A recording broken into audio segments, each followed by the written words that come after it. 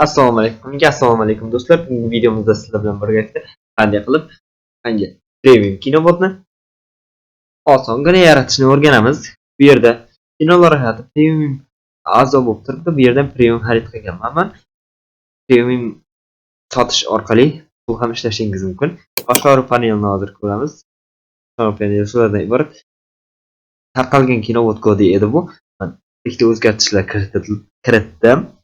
Premium va hamyon bo'limlari qo'shilgan. Bu yerda premium narxini hisoblashingiz, premium berishingiz, premium a'zolarni ko'rishingiz mumkin. Buni yopib qo'yamiz. Hamyon bo'limini ochadigan bo'lsak, karta nomini, egasini, raqamini o'zgartirib qo'yishimiz mumkin. Kino yuklash bo'limiga ham o'zgartirishlar kiritilgan. Standart kino yuklash, premium kino yuklash.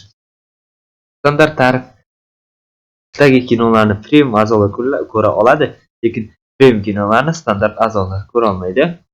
Kino o'chirish funksiyasi ham mavjud. Ulardan iborat. Buni hozir qanday qilib yaratish o'rganib olamiz. Birinchi o'rinda Podfather orqali tokenni olishimiz kerak bo'ladi. Ikkinchi navbatda qiladigan ishimiz biz birorta hosting buyurtma qilishimiz kerak bo'ladi. Botning kodini qayerdan olishni video oxirida aytib o'taman. Demak, biz Web Manager'ga kirib olamiz.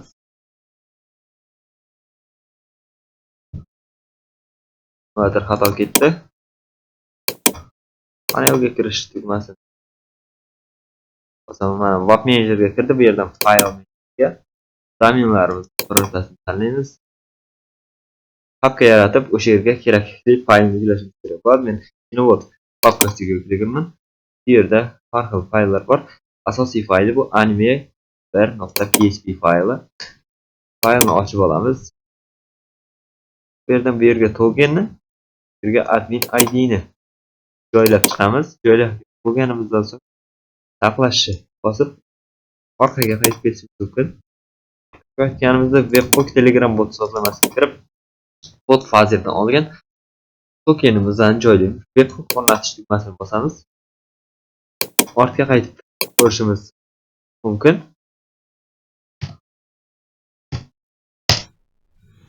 Botimiz muvaffaqiyatli ishlayapti. Ishga tushdi.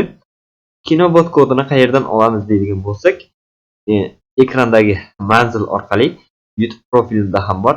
Telegramga bog'lanishingiz mumkin. Shaxsiyda narxini kelishamiz.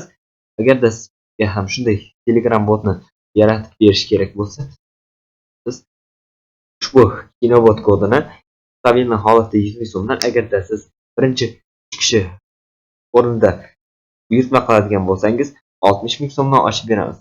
Agarda video yoqgan bo'lsa, like bosib, obuna bo'lib qo'yish esingizdan chiqmasin. Kommentariyaga qanday video chiqarish haqida yozib ketishingizni so'rayman.